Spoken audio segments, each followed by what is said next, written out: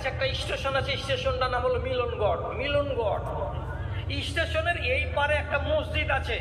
ওই জায়গাটাতে একটা আলেম ছিলেন, ওই আলেমটার টাইটেল হলো মাওলানা বুলবুলি সাহেব, আসল নাম উসমান গনি বুলবুলি।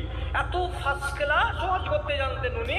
শেখ সাদির যতগুলো কবিতা ছিল ওনার ঠোঁটে ছিল, সুন্দর সুন্দর সুন্দর সুন্দর করে বয়ান রাখতেন।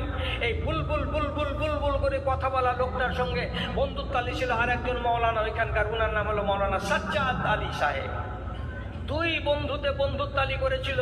তো মসজিদের আগা দিকে একটা কবর হলো মাওলানা বুলবুলি সাহেবের। তো বুলবুলি সাহেবের কবর হলো, আর কবরটাকে ইট দিয়ে ঘেরলো, আর তার পাশে আর একটা কবরের সমান জায়গা রেখে দিল। দিয়ে এই মাওলানা সাজ্জাদ দুনিয়ার লোককে বলল, আমরা দুই বন্ধু দুনিয়াতে ঘুরে ফিরেছি ঘাড়ে হাত দিয়ে দিয়ে, কবরে আমরা থাকবো তো পাশাপাশি শুয়ে। এটা আমার বন্ধুর কবর, আর এই দেখো আমি ঘেরে রেখেছি, একদিক ফাঁকা রেখেছি, এটা হবে আমার কবর। আমার বন্ধু বেশি আলেম বড়, ওনাকে আগে করেছি কেবলার দিকে, আর আমি থাকলাম পিছন দিকে। আমার ছেলেরা আমাকে এখানে মাটি দিবে। 7 বছর পরে ওনার ইন্তেকাল হলো। গোসল টোসল দেওয়া হয়ে গেছে, কাফন করা হয়ে গেছে। এখন কবর খোঁড়ার জন্য যদি এই জায়গাতে আসছে, তো 7 বছরের ভেতরে ইতিহাস বদলে গেছে।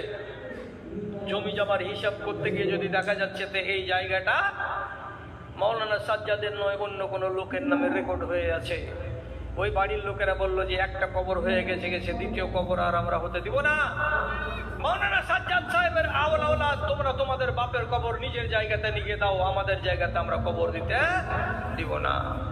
কত লোক বললো দুই বন্ধুকে কবরে এক জায়গায় থাকতে দাও, এরাও আলেম এও আলেম, এরা দুজন বড্ড ভালোবাসা করেছিল, বেচারার তামান্নাটা পুরো হতে দাও, মাত্র 3.5 হাত জায়গা লাগবে। ওরা জিদে পড়ে গেল, দিল না। শেষ পর্যন্ত মাওলানার বন্ধু রেল লাইনের দক্ষিণ দিকে মসজিদের আগা দিকে তাকে সমাহিত করা আছে, আর রেল লাইনের উত্তর দিকে সাজ্জাদিয়া হাই মাদ্রাসার কোনাতে মাওলানা সাজ্জাদ সাহেবকে আলাদা করে কবর দেওয়া হয়েছে।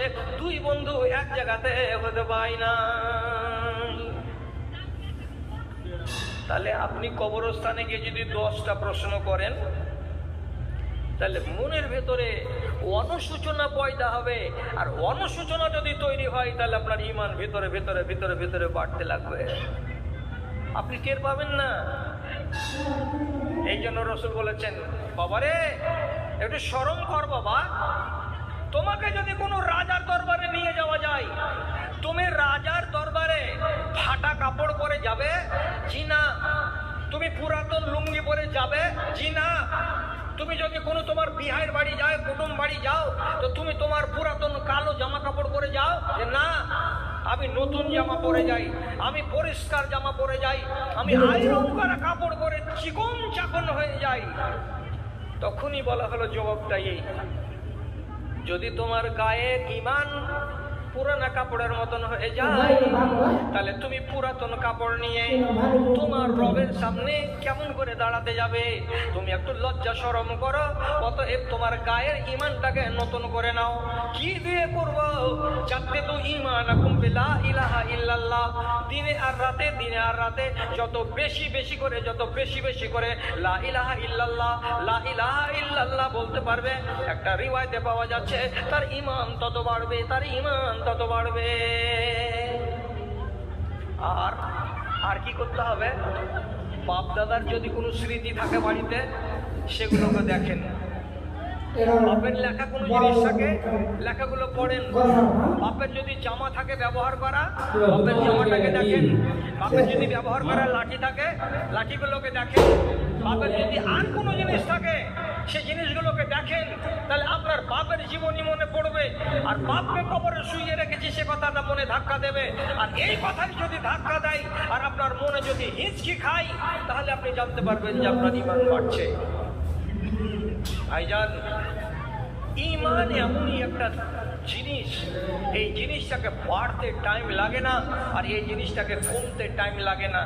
এমনই মুখ দিয়ে একটা কথা আপনি বলে দিবেন, আপনার ঈমান এক ধাক্কাতে 100 থেকে নিচে নেমে 50-এর ঘরে মিটার চলে আসবে।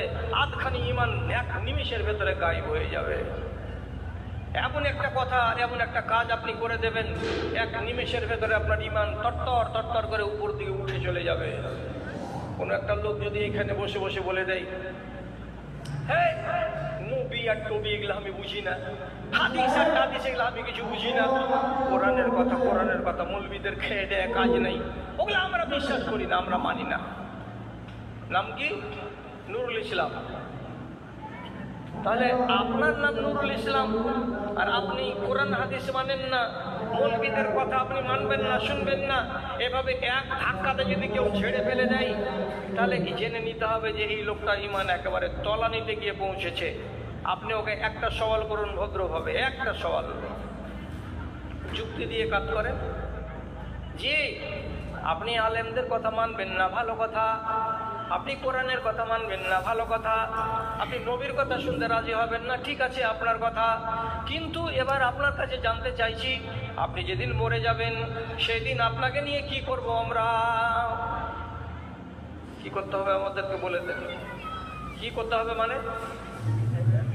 কি করতে হবে মানে বলছি, এই যে এখানে উঁচা ব্রিজটা আছে, পল্টন ব্রিজ বলছে, আপনাকে মরে যাওয়ার পরে পল্টন ব্রিজের পাশে যে বড় স্টেডিয়াম আছে, স্টেডিয়ামের ওই পারে বাঁধ আছে, বাঁধের উপরে যদি ফেলে দিয়ে চলে আসি, তাহলে আধা ঘন্টা পরে 100টা চিলকাও আসবে, এসে আপনাকে নুচে নুচে নুচে নুচে খেয়ে নিবে। এটা করবো না। চেয়ারে বসে বসে তো বলছে, লাত খাবি নাকি বে? শালা এতখানি জমি জমা পড়ে আছে, কোনো জায়গাতে একটু কবর দেওয়ার লেগে আমার জায়গা পাবি না রে শালা, হারামি শালা। বলছে আজিব আজিব, কবরটা হলো মুসলমানের জন্য, কবরটা হলো যারা ঈমানদার তাদের জন্য। তো তুমি তো ঈমানই রাখছো না, তো তোমার কবর কি হবে?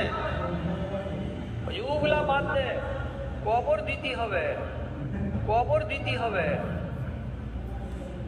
আর একটা মৌলভী সাহেব কইছে, আর একটা কথা বলবো আপনাকে, যে কি, আর আপনার কাফনে যদি পুরাতন খোল গালা দিয়ে দিলে আপনার হবে?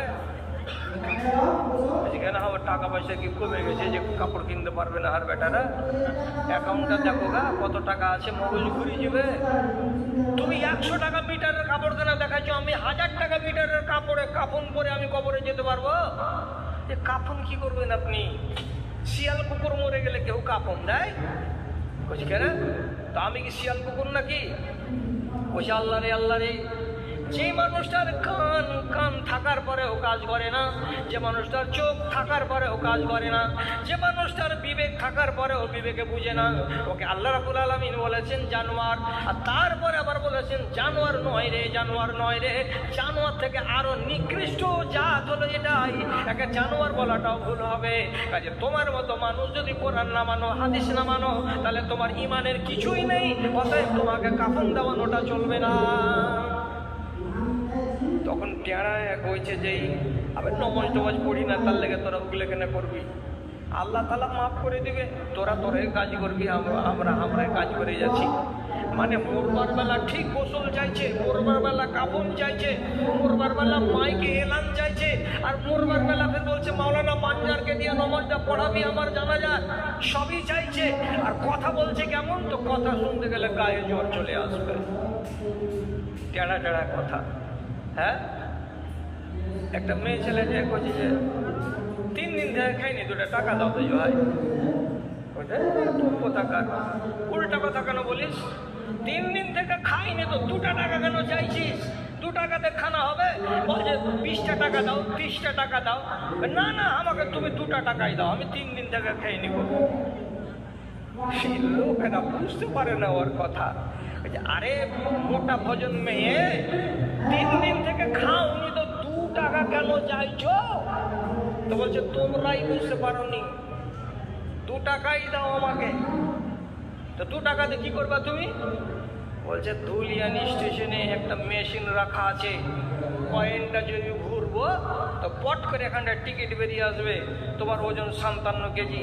তো 3 দিন থেকে যে খাইনি তো কতখানি ওজন কমলো, এটা দিয়ে ওই লেগে 2 টাকা চাচ্ছি। ওর বুদ্ধি কি কম? ওকে পেটের লেগে চাইছে, আক্কেল ঠিক আছে। এবার এই যে নমাজ পড়বে না আর মাওলানার কথা শুনবে না, ওর আক্কেল গিয়ে বিগড়ে গেছে, বিগড়েনি। ওকে শয়তান পরিচালিত করছে গুমরাহির পথে, ভালো হয়ে মরিস না। কিন্তু জানে না যে এই কথাটা বলতে গেলে কত দূর সাংঘাতিক, আমার ইমানের পারদ নিচে নামবে। আম্মার বিন ইয়াসিরের মতো লোক, বাপ বেটা মা, মার নাম সুমাইয়া, বাপের নাম ইয়াসির আর বেটার নাম আম্মার। তিন বাপ বেটা, একবারে গরিব, একেবারে দুঃখী, একেবারে অভাবী সংসারের তিনজন লোক। ইসলামের প্রারম্ভিক কালে এরা তিনজনই ঈমান আনলো। মার সামনে বেটাকে পিটে, তখন মা খালি মারিস না বাজি রে, আমার ধনকে মারিস না, ঠেলা লাগছে। হ্যাঁ হ্যাঁ, তোর বেটাকে বল ও যেন কাল থেকে আর নবীর পাশে পাশে না ঘুরে। বলছে ওইটা বলতে পারবো না। ওর স্বামীকে পিটে, স্বামীকে যখন লাগে আর খুব টেডিং টেডিং করে ফুটে, তখন ওর স্ত্রী বলে মারিও না বাবারে, মারিও না বাবারে। বলছে কি কষ্ট লাগছে? আরে হ্যাঁ। তোকে বলো যে নবীর কাছে যেন না যায় আর এই কথাগুলো যেন না বলে বেড়াই। এটা শুনবে না। একবার মাকে মারে, একবার বাপকে মারে, একবার বেটাকে মারে, আর এদেরকে কবলাবার চেষ্টা করে। এই পিটন চলতে থাকবে, এই কাজ বন্ধ না করা পর্যন্ত পিটন চলতে থাকবে, ছাড়বি না ছাড়বি না এই কাজ। শেষ পর্যন্ত আল্লাহ মাফ করে, আল্লাহ রাব্বুল আলামিন ওদের দরজাকে উঁচা করে। সুমাইয়ার মতো বেটি ছেলেটাকে দিনের বেলাতে আবু লাহাব, কত বড় নালায়েক ইনসান ছিল সে, যে হাজারটা মানুষের চোখের সামনে তার শরম গায়ের ভেতরে বড় বল্লম, বড় তরবারি এমনি করে ঢুকিয়ে দিয়েছিল। ব্লিডিং হয়ে হয়ে হয়ে হয়ে বেচারি মরে গেল। ইসলামের ইতিহাসের প্রথম শহীদ তিনি হলেন সুমাইয়া। আর তারপরে এই বেচারি ইয়াসিরকে মেরে মেরে মেরে মেরে একেও কিন্তু মেরে শেষ করে দিল। বেঁচে থাকলো এই বেটাটা আম্মার। একে মারে তো কম করে মারে, ওরা